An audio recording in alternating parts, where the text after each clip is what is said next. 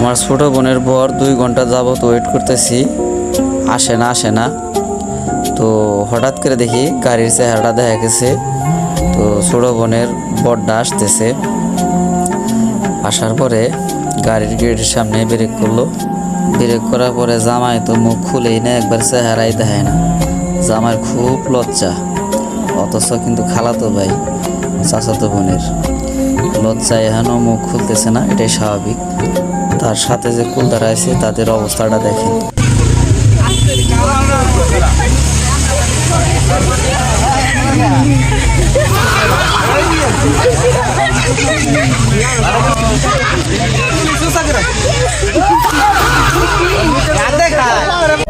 এখন এই কালা জামটা আর কেউ খাইব না, মানে কেউ আড্ডাও খাইব না কোনোভাবে। পরে বরকে বিভিন্ন ধরনের শরবত খাওয়াইলাম, টিউবওয়েলের পানি খাওয়াইলাম, তারপর লেবু শরবত খাওয়াইলাম। আর এর পাশে আমাকে দলের টিমের লোক ওই দলে কাজ করে, দেখেন তার অবস্থা।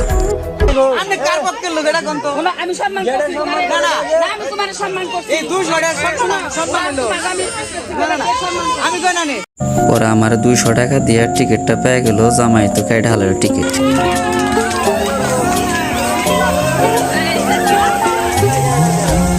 সবাই এমন অবস্থা করলো মনে হয় যে আমারই বিয়ে। সব ফর্ম টম দিয়ে আমারে বোঝাই করে দিল, আমি বেরাইতে পারলাম না, মনে হয় যে আমার বিয়ে। অথচ 200 টাকাতে টিকিট কাটছে জামাই, এটা কোনো কথা? এখন 200 টাকাতে টিকিট কাটলো না 10,000-এর টিকিট কাটলো, সেটা কোনো বিষয় না। হাজার হলো ছোটো বোন জামাই। তো দোয়া করবেন এবং কি নেক্সট পার্ট আসবে ইনশাল্লাহ।